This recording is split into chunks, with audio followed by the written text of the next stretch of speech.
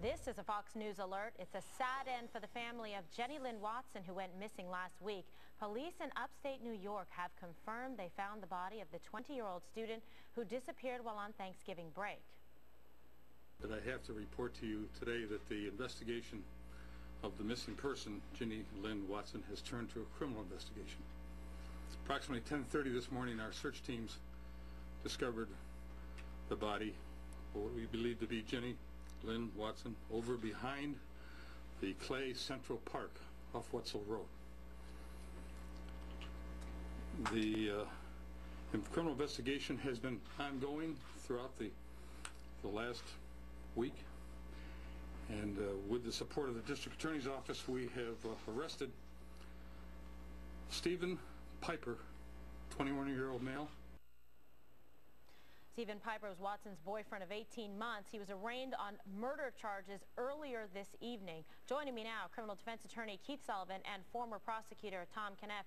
Gentlemen, Keith, I'll begin with you. Cops said that he did not have a violent past, but her parents were aware of, quote, their relationship, hinting that something might be amiss. Okay, so the parents obviously know the relationship. It's 18 months long, so they had some kind of idea, we're gathering from this, that there might have been some Clearly there seemed to be somewhat of a tumultuous relationship. That's a chilling statement to come out at a press conference. That's the last thing you want as a boyfriend being said by your parents, especially when your girlfriend ends up dead. You just hope that the investigators in this case do the proper thing, take a step back, be very objective about the case. What's interesting is that it seems as if they had evidence prior of him being the perpetrator prior to the discovery of the body, because almost immediately after the body was discovered, he was brought into the precinct. He surrendered voluntarily with a lawyer, and he had been questioned twice in the course of the investigation leading up to that. And you usually don't see this happen, Tom, where it happens that quickly, where he's, walks in with a lawyer, he's lawyered up already, and he's already been arraigned on the charges. That's pretty fast.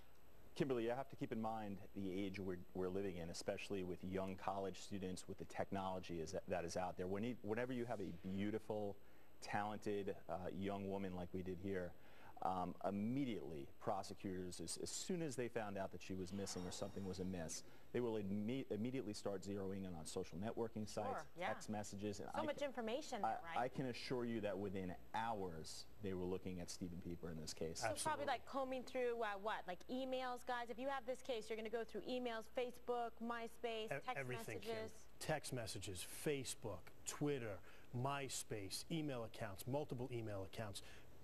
People of that age, 19, 20 years old, they're living their life in the digital technological world. It leaves a permanent digital fingerprint. Yeah, and it's like an open book. And there's probably people that are aware of the relationship, right? And whether or not there was any kind of history of domestic violence, verbal, emotional, physical abuse, anything of that nature. What's coming out at this point is that she had confided in some of her classmates at Mercyhurst College, some of her friends. Okay. They were aware of this relationship. They were aware that there was latent jealousy, that this individual, Stephen Piper, was pursuing her, and that she was kind of trying to put the brakes in this relationship and back off, and it was an on-again, off-again type of thing.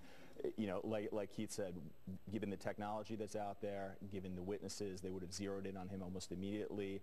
I'm surprised he walked in with an attorney. I figured they would have got to him, and they probably would have got a confession out of him. Well, what happens now? Because does it make the case more difficult for the investigators, for the prosecutors, that he's lawyered up right away?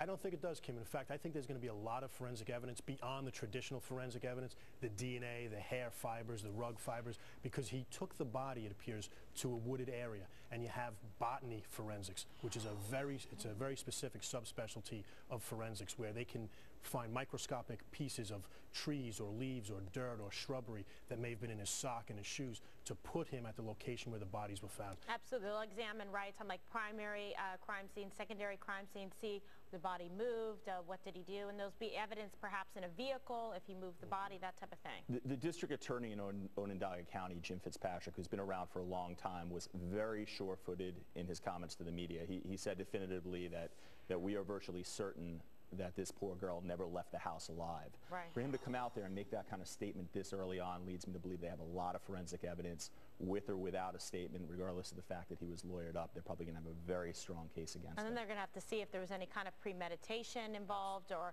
perhaps he may try and claim that it was some kind of, heat of passion thing, that they had an argument. Passion defense, especially since it took place in the house. That's also a possibility. Yeah, and they'll look for defensive injuries seen she's with another guy and just lost it. It's a terrible case. We can't imagine the pain that this family family's going through. Well, definitely our thoughts and prayers go out to her family, to the Watson family.